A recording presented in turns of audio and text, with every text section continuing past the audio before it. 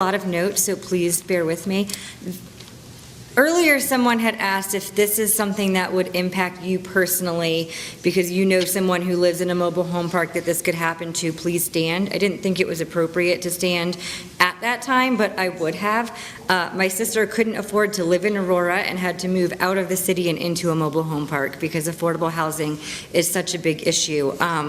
It's interesting, the owner was here today and admitted to having cameras on site and filming people, did not exactly deny the water notice and turning water off on people, did admit that he was selling properties and mortgages after he gave notice that he was closing the park. So with regard to this specific park, I do think these are things to consider when we're looking at a moratorium, because if this is allowed to happen at this park, this could happen to other parks. We also know that affordable housing is a big issue in Aurora. At the workshop on Saturday, it was mentioned that maybe we could just have these people in these parks go and help them with the homelessness program. But I don't know why we would ask Mr. and Mrs. Johnson, who own their own property, to go into a homelessness program in order to relocate them, because it's not that easy to just pick up and move. I certainly can't afford to pick up and move. Even on a year's notice, I couldn't afford to pick up and move. And lastly, there's been a lot of conversation about who owns the property and property rights. And I asked staff about this earlier today, so I just kind of wanted to give a little feedback on this.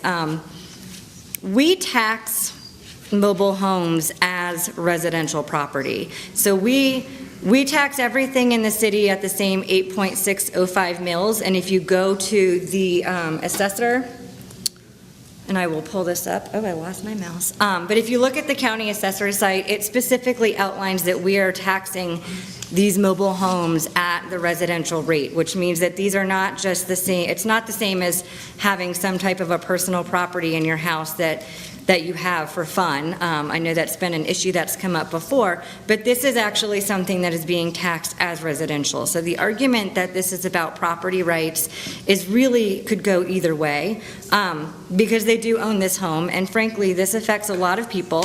It addresses an issue that's very big here in Aurora with affordable housing, and I don't think that 10 months in order to take a step back and have a conversation about how to move forward on something this significant is something that we here in Aurora can't do.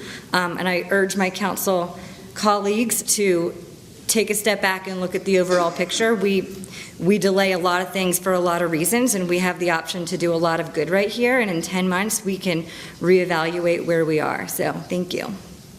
Thank you.